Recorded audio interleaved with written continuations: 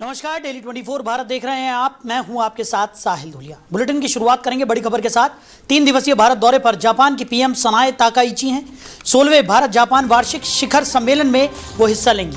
तो आज प्रधानमंत्री नरेंद्र मोदी से मुलाकात भी ताकाइची करने वाली हैं। तो ताकाइची और प्रधानमंत्री नरेंद्र मोदी के बीच द्विपक्षीय बैठक होगी। आर्थिक सुरक्षा, ऊर्जा, निवेश और इनोवेशन पर दोनों के बीच चर्चा होगी। तो प्रधानमंत्री नरेंद्र मोदी नई दिल्ली के हैदराबाद हाउस में जापान की प्रधानमंत्री सनाए ताकाइची के साथ 16वें भारत जापान वार्षिक शिखर सम्मेलन में हिस्सा लेंगे। इस उच्च स्तरीय बैठक में दोनों देशों के बीच व्यापार, निवेश, रक्षा, प्रौद्योगिकी, आर्थिकी, सहयोग और रणनीतिक साझेदारी सहित कई महत्वपूर्ण मुद्दों पर व्यापक चर्चा होगी। तो शिखर सम्मेलन के दौरान प्रधानमंत्री मोदी और प्रधानमंत्री ताकाइची क्षेत्रीय तथा वैश्विक महत्व के विभिन्न विषयों पर भी विचारों का आदान प्रदान करेंगे। बैठक के बाद दोनों देशों के बीच कई महत्वपूर्ण समझौता ज्ञापनों पर हस्ताक्षर होने की भी संभावना है, जिससे द्विपक्षीय सहयोग को नई गति मिलने की उम्मीद है। तो जापान की प्रधानमंत्री सनाए ताकाइची बुधवार को 3 दिवसीय आधिकारिक यात्रा पर नई दिल्ली पहुंची। यह उनकी भारत की पहली आधिकारिक यात्रा है। विदेश मंत्रालय के अनुसार वो प्रधानमंत्री मोदी के प्रधानमंत्री नरेंद्र मोदी के निमंत्रण पर 1 से 3 जुलाई तक भारत दौरे पर हैं। गौरतलब है कि शुरुआत में उनके गुवाहाटी दौरे और वहीं प्रधानमंत्री नरेंद्र मोदी के साथ शिखर बैठक की योजना बनाई गई थी, लेकिन यात्रा शुरू होने से कुछ दिन पहले कार्यक्रम में बदलाव करते हुए शिखर सम्मेलन नई दिल्ली में आयोजित करने का निर्णय लिया गया। चलिए आगे बढ़ते हैं, रुक करते हैं अगली बड़ी खबर का। अमरनाथ यात्रा के लिए पहला जत्था रवाना हो गया है। जम्मू से यह श्रद्धालुओं का पहला जत्था रवाना हुआ है। तो उपराज्यपाल मनोज सिन्हा ने श्रद्धालुओं को हरी झंडी दिखाकर रवाना किया। तो बाबा बर्फानी के भक्तों का लंबा इंतजार गुरुवार को खत्म हो गया। 57 दिनों तक चलने वाली पवित्र अमरनाथ यात्रा 2026 का शुभारंभ हो गया है। तो यात्रा के पहले जत्थे को गुरुवार तड़के जम्मू के भगवती नगर यात्री निवास बेस कैंप से पहलगांव और बालटाल मार्ग के लिए रवाना किया गया। तो जम्मू कश्मीर के उपराज्यपाल मनोज सिन्हा ने सुबह करीब 4:50 पर हरी झंडी दिखाकर श्रद्धालुओं को रवाना किया और श्रद्धालुओं का ये पहला जत्था अमरनाथ यात्रा के लिए रवाना हो गया। तो इस दौरान विधानसभा में नेता प्रतिपक्ष सुनील शर्मा समेत कई जनप्रतिनिधि और प्रशासनिक अधिकारी मौजूद रहे। पहले जत्थे में शामिल श्रद्धालुओं में जबरदस्त उत्साह देखने को मिला।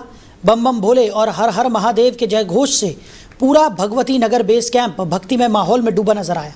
कई श्रद्धालु पहली बार बाबा बर्फानी के दर्शनों के लिए रवाना हुए, जबकि कुछ श्रद्धालुओं ने बताया कि पिछले 14 वर्षों से लगातार अमरनाथ यात्रा कर रहे हैं। 57 दिनों की अमरनाथ यात्रा 28 अगस्त तक चलेगी। प्रशासन के अनुसार पहले जत्थे में बालटाल और पहलगाम दोनों मार्गों से करीब 6 से 7 हज़ार श्रद्धालु रवाना हुए हैं और बालटाल मार्ग से जाने वाले श्रद्धालु 3 जुलाई को पवित्र गुफा पहुंचकर बाबा बर्फानी के दर्शन करेंगे, जबकि पहलगाम मार्ग से जाने वाले श्रद्धालु 4 जुलाई को पवित्र गुफा तक पहुंचेंगे। दोनों मार्गों पर यात्रियों की सुविधा के लिए सभी आवश्यक तैयारियां पूरी कर ली गई हैं। यात्रा को सुरक्षित और शांतिपूर्ण ढंग से संपन्न कराने के लिए सुरक्षा के व्यापक इंतजाम किए गए हैं। जम्मू श्रीनगर राष्ट्रीय राजमार्ग से लेकर यात्रा मार्ग तक सुरक्षा बलों की तैनाती, सीसीटीवी कैमरों, ड्रोन निगरानी और लगातार पेट्रोलिंग की व्यवस्था की गई है। प्रशासन का कहना है कि श्रद्धालुओं की सुरक्षा सर्वोच्च प्राथमिकता है और यात्रा को सफल बनाने के लिए सभी विभाग पूरी तरह मुस्तैद हैं।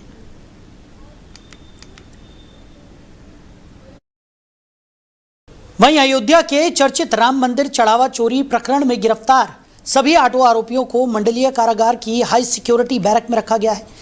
जेल प्रशासन ने उनकी सुरक्षा के लिए विशेष इंतजाम किए हैं। सूत्रों के अनुसार आरोपियों की निगरानी के लिए लगभग 1 दर्जन सुरक्षा कर्मियों की तैनाती की गई है, जबकि बैरक के आसपास लगे सीसीटीवी कैमरों से भी लगातार नजर रखी जा रही है।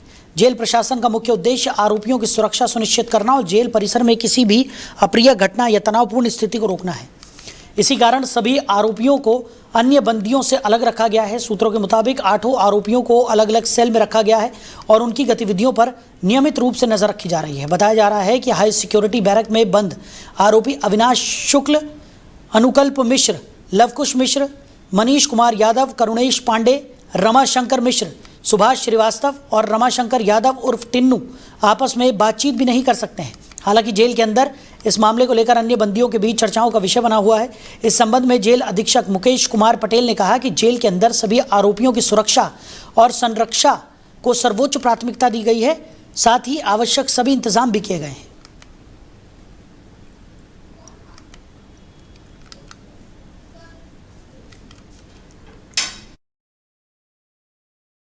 मंदिर प्रकरण लगातार चर्चाओं में है और इसी को लेकर ये बड़ी खबर सामने आई है कि जेल में भी जो आरोपी हैं उनकी सुरक्षा के पुख्ता इंतजाम यहाँ पर किए गए हैं। हालांकि उन्हें आपस में बातचीत करने की भी इजाज़त नहीं है, लेकिन उसके बावजूद बाकी कैदियों में इस पूरे प्रकरण को लेकर चर्चाओं का बाजार गर्म है। और इसी खबर पर ज़्यादा चर्चा के लिए हमारे मैनेजिंग एडिटर रमेश ठाकुर जी हमारे साथ जुड़ गए। रमेश जी, राम मंदिर चढ़ावा चोरी का जो मामला है वो लगातार चर्चाओं में बना हुआ है। ऐसे में जो 8 आरोपी गिरफ्तार किए गए थे उनकी सुरक्षा को लेकर भी जेल में पुख्ता इंतजाम किए गए हैं। उनको आपस में बात तक नहीं की करने दी जा रही है। ऐसे में क्या लगता है आने वाले समय में क्या और खुलासे इस पूरे मामले में होने की उम्मीद जताई जा सकती है? क्योंकि जिस तरीके से एसआईटी ने अपनी जांच रिपोर्ट सौंपी है और प्रथम जांच रिपोर्ट में भी कई बड़े पहलू निकलकर सामने आए हैं। देखिए, इसमें पुलिस हाथ नहीं डाल रही है।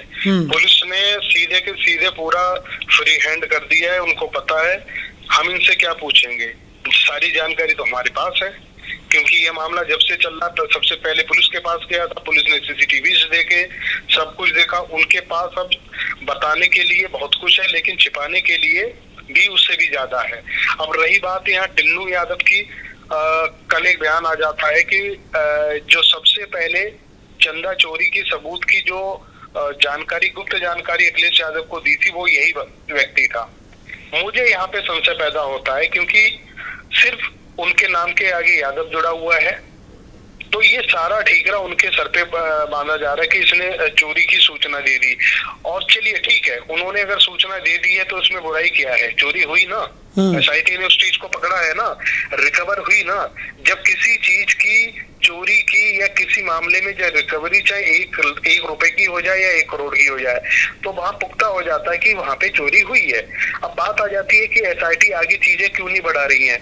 ये बात तथ्यात्मक रूप के सामने आ गई है। एसआईटी कोई भी अपनी कार्रवाई को आगे नहीं बढ़ाना चाह रही है।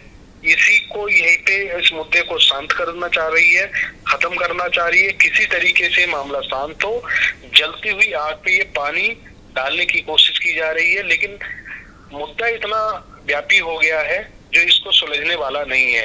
अब मेन सबसे चीज यहाँ पे आ जाती है कि जब एसआईटी ने बता दिया है कि ये चोर हैं, 8 लोग हैं, अब उनसे जब पुलिस ने फर्स्ट डे जब उनको इंट्रोगेट किया है, उनके इंट्रोगेशन में उन्होंने सारी की सारी जानकारी दे दी है कि यहाँ पे ये व्यक्ति यहाँ पे ये आता था, हमें कहता था सीसीटीवी कैमरेज को बंद करो और ये जो माल है ये तहखाने से निकाल के आप पीछे बैकडोर में 4 नंबर का एक कमरा है उसमें उठा के रख दो। क्योंकि ये सोशल मीडिया पे चीजें आ गई हैं छन छन के, और कई सारे चैनल दिखा भी रहे हैं। जब ये चैनलों के पास चीजें आ रही हैं, वीडियो फुटेज जब हमारे पास आ रहे हैं, तो जाहिर सी बात है कि उन आरोपियों ने सब कुछ बता दिया। और साहिल जी, जो आरोपी है कोई हाई प्रोफाइल नहीं है, वो 10,000, 12,000, 15,000 रुपए कमाने वाले लोग थे। वो तो अलग बात है, चोरी का पैसा इकट्ठा करके किसी का 40 लाख रुपए का मकान नवनिर्मित तरीके से बन रहा है, किसी का क्या है। लेकिन उससे पहले तक उनकी औकात इतनी नहीं थी कि हवाई चप्पल भी वो पहन सके। टूटे फूटे घरों में रहते थे, सामान्य लोग थे। अब जब ऐसे लोग पकड़े जाते हैं तो जब पुलिस अगर जरा सी शक्ति दिखाती है तो वो तोते की तरह बोल देते हैं, सब सच्चाई बोल देते हैं, और वो बोल चुके हैं। अब वो जो सच्चाई उन्होंने बोली है उस सच्चाई पे ये लोग कार्रवाई नहीं कर पाएंगे, क्योंकि इतने इतने बड़े नाम उन्होंने खुलासा किए हैं और जो मुझे लगता है कि कल्पनाओं से भी परे हैं। जी बिल्कुल, और कहीं ना कहीं जिस तरीके के खुलासे हुए हैं अब तक, उन्होंने ही पूरे देश को चौंका कर रख दिया है। क्योंकि किसी ने सोचा भी नहीं था कि जिस मंदिर के लिए लोगों ने आस्था से इतना चंदा दिया, जिसमें सरकार बार बार ये दावा करती हुई नजर आई कि ये जो पूरे मंदिर का निर्माण है वो लोगों की आस्था और लोगों की भक्ति का ही प्रतीक है। क्योंकि सरकार ने साफ तौर पर ये कहा था कि किसी भी तरह का कोई पैसा सरकार का नहीं लगा इस पूरे मामले में, और मंदिर का निर्माण यहाँ पर हो गया। तो लोगों में कितनी ज़्यादा आस्था इस मंदिर को लेकर थी, और उस आस्था पर जो चोट हुई है उसने सभी को झंझोर कर रख दिया है। नहीं, इसमें 2-3 चीजें और अच्छी निकल के आई है। पहली तो ये है कि इसमें भारतीय जनता पार्टी भी, अगर आप सर्वे करो, किसी भी कार्यकर्ता से पूछो कार्यकर्ता तो सारे राम भक्ति हैं, सब सनातनी हैं। वो एक भी व्यक्ति इनके पक्ष में खड़ा हुआ आपको नहीं दिखाई दे रहा है। बड़े से बड़े जो लीडर है वो भी इस पूरे कांड को लेके कुंठित हैं, परेशान हैं, दुखी हैं। हाँ, उन्हीं में से बड़ी जो मछलियां हैं, चाहे चंपत राय हो जाए, चंपत राय से ऊपर बड़ी बड़ी जो चैने हैं वो हैं, तो वो अपने आप को बचा रहे हैं। और लेकिन अगर आप ये कहो कि इसमें योगी जी को कुछ माल मिल गया या प्रधानमंत्री मोदी को मिल गया, इस बात से हम लोग इत्तेफाक नहीं करते हैं। क्योंकि वो कभी, दोनों नेता कभी नहीं चाहेंगे कि राम मंदिर के प्रांगण से चोरी हो, यहाँ वहां दान पात्र की चीज को इस तरीके से ये लोग अंदर बांट करें। वो खुद ही दुखी हैं। अब बात फिर वही आ जाती है, क्योंकि भाई सर्वोच्च नेता भारतीय जनता पार्टी में आजकल कौन है? अमित शाह, नरेंद्र मोदी। और जब उस बड़े सूबे में आ जाते हो तो यहाँ पे एक ही नाम आता है, महाराज जी का, योगी आदित्यनाथ जी का। इनको पार्टी की छवि बचाना, राम मंदिर की प्रतिष्ठा को बचाना, ये मजबूरी बन गई है। वरना तो मुझे जहां तक लगता है कि ये दोनों तीनों नेता भी चाहते होंगे जितना बड़ा भी नाम हो वो सामने आए और उनके ऊपर कठोर से कठोर कार्रवाई हो, ये उनका मन कहता होगा। लेकिन बात है कि घर का मुखिया तो यही चाहता है भाई, उनके 4 लड़के हैं, 2 कुकर्मी हैं, 2 ठीक है। अब उनका फर्ज बनता है कि उनको भी बचाओ, उनको भी बचाओ। तो ये मजबूरी इनके सामने आन पड़ रही है। नहीं, वरना तो मुझे लगता है अब तक बहुत बड़ी कार्रवाई हो जा चुकी होती, क्योंकि एसआईटी ने सब कुछ दे दिया है। आरोपियों के साथ इंट्रोगेशन में सब कुछ सामने आ गया है। अब देर किस बात की? अब सबसे बड़ा संशय यही है, आपने अपनी पत्रकारिता कैरियर में ये चीजें आपने देखी होंगी, जिस भी किसी बड़े मुद्दे में एसआईटी बनी होती है, उनके सारे के सारे पन्ने सार्वजनिक किए जाते रहे ना, वेबसाइट पे डाले जाते हैं या प्रेस को प्रोवाइड किए जाते हैं। क्या इस मामले में ऐसा हुआ? बिल्कुल नहीं हुआ। किसी को नहीं बताया कि एसआईटी में किसका नाम है, एसआईटी में किसकी नहीं। वो तो हमारे साथी रिपोर्टर हैं जो खोजबीन कर रहे हैं, सूत्रों से चला रहे हैं, चीजें पता चल रही हैं। और जितने आरोपी हैं, 8 आरोपियों के घर की तलाशी और उनकी अचल संपत्ति जायदाद के बारे में ब्यौरा लेने जा रहे हैं, फुटेज दिखाए जा रहे हैं। हालांकि कल से ये पता चल रहा है तो उनके जितने भी घर हैं, जितने भी उनके ठिकाने हैं, वहां पे भी पुलिस ने पहरा लगवा दिया गया है ताकि कोई मीडिया वाला उनका वो ना दिखा पाए। तो ये चीजें अनएक्सपेक्टेड ऐसी हो रही है जो नहीं होनी चाहिए। बिल्कुल। चलिए रमेश जी, हमारे साथ जुड़ने के लिए और इस तमाम चर्चा के लिए आपका बहुत शुक्रिया।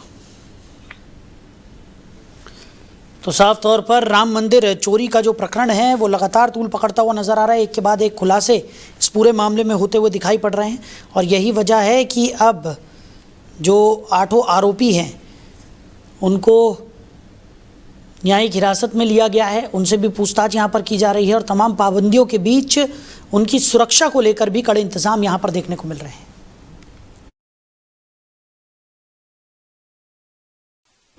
वहीं जम्मू कश्मीर के डोडा में बादल फटने से अचानक आई बाढ़ ने बड़ी मुश्किलें खड़ी कर दी हैं।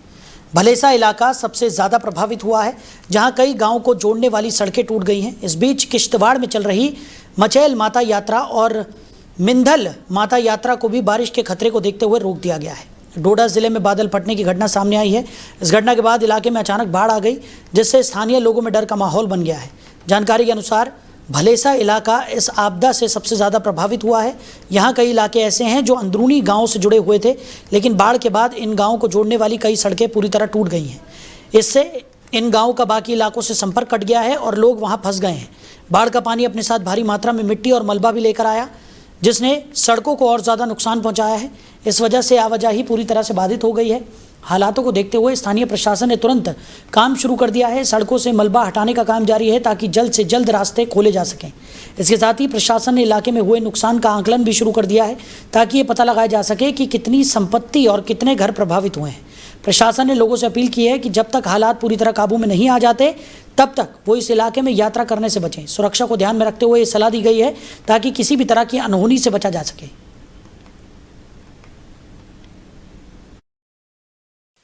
वहीं नोएडा के बादलपुर थाना क्षेत्र में बुधवार रात एक निजी कंस्ट्रक्शन कंपनी के लेबर कैंप में भीषण आग लग गई।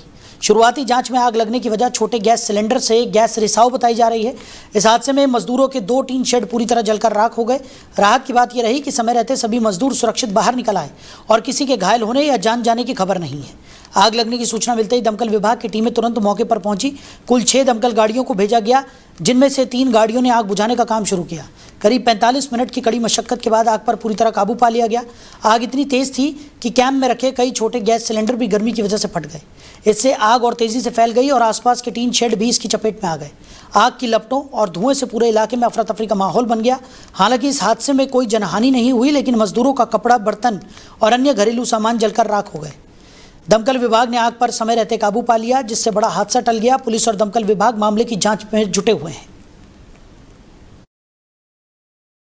10:50 पे फायर सर्विस कंट्रोल रूम को कादलपुर गांव है, कछेड़ा थाना बादलपुर पड़ेगा, यहाँ पे झुग्गियों में आग लगने की सूचना प्राप्त हुई। त्वरित प्रभाव से हमने 3 गाड़ियां वहां मौके के लिए रवाना की है। वहां जाके देखा गया कि ये जो आग है निजी कंस्ट्रक्शन कंपनी के लेबर कैंप है, उसमें आग लगी थी। ये कैंप जो है टीन शेड से बने हुए थे और टीन शेड्स में 2 टीन शेड्स में आग लगी हुई थी। उसमें ये आग जो है एलपीजी सिलेंडर्स के एलपीजी लीकेज की वजह से लगी थी और कुछ सिलेंडर्स ब्लास्ट भी हो रहे थे।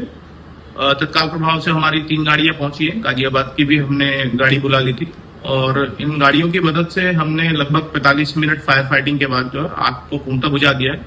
इसमें कोई भी इंजरी नहीं हुई और कोई भी जनहानि नहीं हुई। आग को पूर्णतः बुझा दिया गया। 10:50 पे फायर सर्विस कंट्रोल रूम।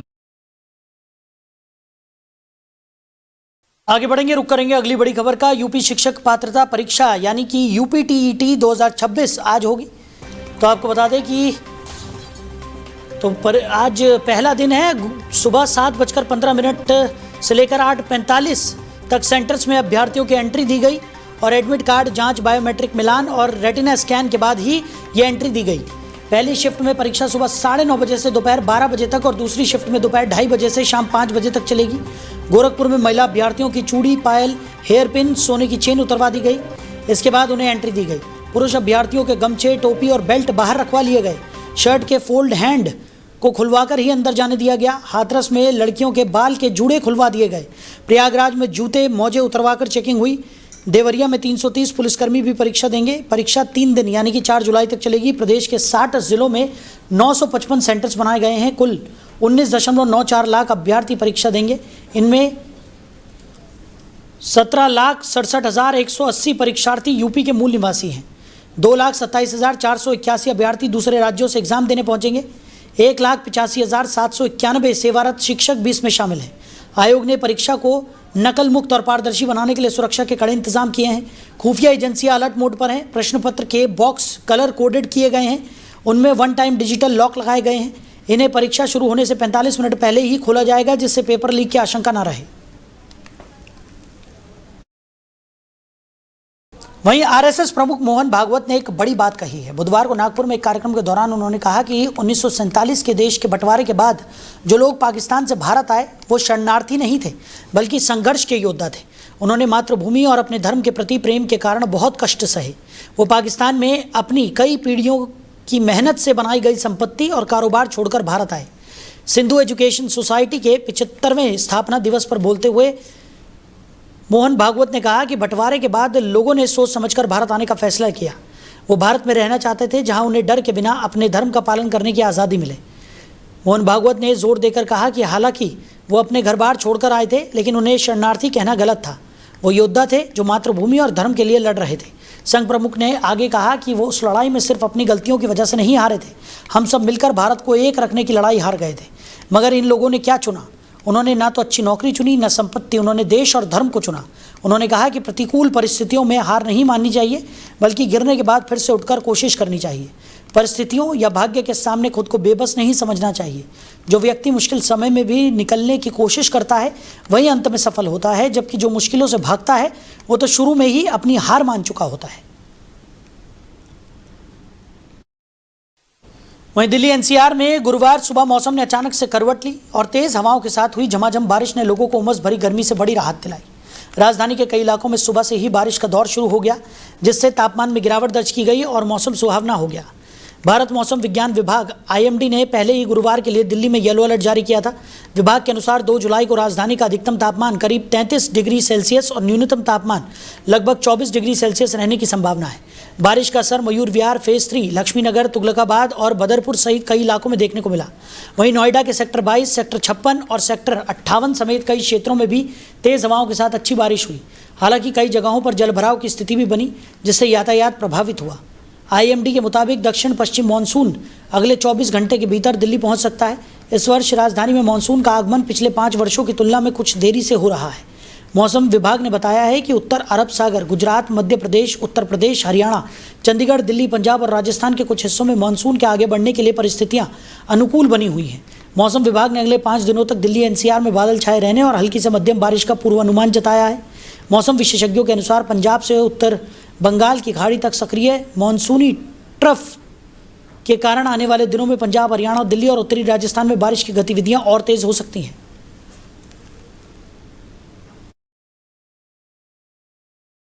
वहीं अमेरिकी राष्ट्रपति डोनाल्ड ट्रंप ने एक बार फिर चीन के खिलाफ कड़ा रुख अपनाते हुए पनामा नहर को लेकर तीखी चेतावनी दी है। नॉर्थ डकोटा में आयोजित एक कार्यक्रम के दौरान ट्रंप ने आरोप लगाया कि चीन पनामा नहर पर नियंत्रण स्थापित करने की कोशिश कर रहा है, लेकिन अमेरिका इसे किसी भी कीमत पर सफल नहीं होने देगा। ट्रंप ने कहा कि चीन पनामा नहर पर कब्जा करने की फिराक में है, हम इसे कभी नहीं होने देंगे। ये हमारी तरफ से बनाई गई है और ज़रूरत पड़ी तो हम इसे वापस लेंगे। उन्होंने पनामा नहर को दुनिया के सबसे महत्वपूर्ण व्यापारिक मार्गों और सबसे अधिक लाभदायक रणनीतिक संपत्तियों में से एक बताया। राष्ट्रपति ट्रंप ने अपने दूसरे कार्यकाल की विदेश नीति का संकेत देते हुए कहा कि अमेरिका अपने पारंपरिक प्रभाव क्षेत्र में किसी भी विदेशी शक्ति का वर्चस्व स्वीकार नहीं करेगा। उन्होंने वेनेजुएला में अमेरिकी नीति का उल्लेख करते हुए उसे सफल बताया और संकेत दिया कि ईरान के खिलाफ भी अमेरिका दबाव की रणनीति जारी रखेगा। ट्रंप ने यह भी कहा कि अगर हालात बिगड़ते हैं तो पनामा नहर वैश्विक तनाव का नया केंद्र बन सकती है, ठीक उसी तरह जैसे होर्मुज जलडमरू मध्य लंबे समय से अमेरिका, ईरान और क्षेत्रीय शक्तियों के बीच तनाव का केंद्र रहा है। पनामा नहर वैश्विक समुद्री व्यापार की अहम कड़ी है और यहाँ किसी भी तरह का भू राजनीतिक तनाव अंतर्राष्ट्रीय व्यापार, आपूर्ति श्रृंखला और वैश्विक अर्थव्यवस्था पर व्यापक असर डाल सकता है। हालांकि ट्रंप के इन बयानों पर चीन की ओर से तत्काल कोई आधिकारिक प्रतिक्रिया सामने नहीं आई है। ये भी ध्यान देने का समय है कि ट्रंप का यह आरोप उनकी राजनीतिक टिप्पणी है। पनामा नहर का संचालन वर्तमान में पनामा के नियंत्रण में है, इसलिए चीन के कब्जा करने के दावे की स्वतंत्र पुष्टि उपलब्ध नहीं है। वहीं तत्काल टिकट बुकिंग के दौरान आईआरसीटीसी ऐप के स्लो होने और सर्वर पर अधिक लोड की समस्या से जल्द राहत मिलने वाली है। भारतीय रेलवे अपने ऑनलाइन टिकट बुकिंग सिस्टम को पूरी तरह अपग्रेड करने जा रहा है। नए सिस्टम के लागू होने के बाद रेलवे 1 मिनट में 1.25 लाख टिकट बुक करने में सक्षम होगा, जो मौजूदा क्षमता से 5 गुना अधिक है। फिलहाल रेलवे का टिकट बुकिंग सिस्टम प्रति मिनट करीब 25,000 टिकट ही बुक कर पाता है। नई तकनीक के जरिए क्षमता को बढ़ाकर 1.25 लाख टिकट प्रति मिनट किया जाएगा। रेल मंत्रालय की तकनीकी शाखा CRIS ने अपने 41वें स्थापना दिवस पर इस नई व्यवस्था की जानकारी दी। रेलवे अधिकारियों के अनुसार इस बदलाव का सबसे बड़ा लाभ तत्काल टिकट बुक करने वाले यात्रियों को मिलेगा। रोज सुबह 10 बजे AC और 11 बजे नॉन AC तत्काल टिकट खुलते समय सर्वर पर भारी ट्रैफिक के कारण ऐप हैंग होना, लॉग आउट होना या बुकिंग फेल होने जैसी समस्याएं सामने आती है। नया सिस्टम इस बढ़े हुए लोड को आसानी से संभाल सकेगा और यात्रियों को बेहतर एवं तेज बुकिंग अनुभव मिलेगा। CRIS पिछले 4 दशकों से भारतीय रेलवे के डिजिटलीकरण में अहम भूमिका निभा रहा है। टिकट बुकिंग, मालगाड़ियों के संचालन और अन्य डिजिटल सेवाओं को विकसित करने के बाद अब संगठन रेलवे के IT सिस्टम को अधिक सुरक्षित, तेज और आधुनिक बनाने की दिशा में काम कर रहा है।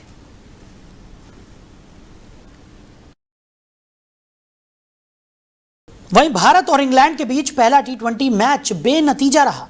बारिश के कारण इंग्लैंड की पारी शुरू नहीं हो सकी और अंततः मैच को रद्द करना पड़ा। भारत ने इस मैच में टॉस जीतकर पहले बल्लेबाजी का फैसला लिया। भारत ने अभिषेक शर्मा और कप्तान श्रेयस अय्यर के अर्धशतकों की मदद से 20 ओवर में 7 विकेट पर 189 रन बनाए। भारत की पहली पारी जब खत्म होने वाली थी तभी बारिश शुरू हो गई थी, लेकिन इंग्लैंड की पारी शुरू होने से पहले बारिश तेज हो गई, जिससे मैच दोबारा शुरू नहीं हो सका और मैच का नतीजा नहीं निकल सका। दोनों टीमों के बीच दूसरा T20 4 जुलाई को मैनचेस्टर में खेला जाएगा। भारत ने इस मैच में भी 15 साल के वैभव सूर्यवंशी को डेब्यू करने का मौका नहीं दिया। आयरलैंड के खिलाफ 0-2 से मिली हार के बाद ऐसी संभावना जताई जा रही थी कि वैभव को मौका मिलेगा, लेकिन श्रेयस अय्यर ने कोर टीम पर भरोसा बरकरार रखा। आयरलैंड के खिलाफ दूसरे मैच से डेब्यू करने वाले तेज गेंदबाज प्रिंस यादव और सूर्यांश शेडगे को इस मैच में मौका नहीं मिला था। भारत ने इस मैच के लिए 3 स्पिनरों अक्षर पटेल, रवि बिश्नोई और वरुण चक्रवर्ती को प्लेइंग 11 में शामिल किया था। इससे पहले भारत ने टॉस जीतकर पहले बल्लेबाजी का फैसला किया। भारत की शुरुआत अच्छी नहीं रही और टीम ने दूसरे ओवर में ही संजू सैमसन और ईशान किशन के विकेट गंवा दिए। सैमसन को जहां शाकिब महमूद ने आउट किया तो वहीं ईशान रनआउट होकर पवेलियन लौटे। इसके बाद अभिषेक ने कप्तान श्रेयस अय्यर के साथ मिलकर पारी को संभाला। अभिषेक ने विस्फोटक बल्लेबाजी करते हुए 20 गेंदों पर अर्धशतक पूरा किया। अभिषेक शानदार बल्लेबाजी कर रहे थे, लेकिन सैम करन ने उन्हें अपना शिकार बनाया। अभिषेक और श्रेयस के बीच तीसरे विकेट के लिए 82 रनों की साझेदारी हुई।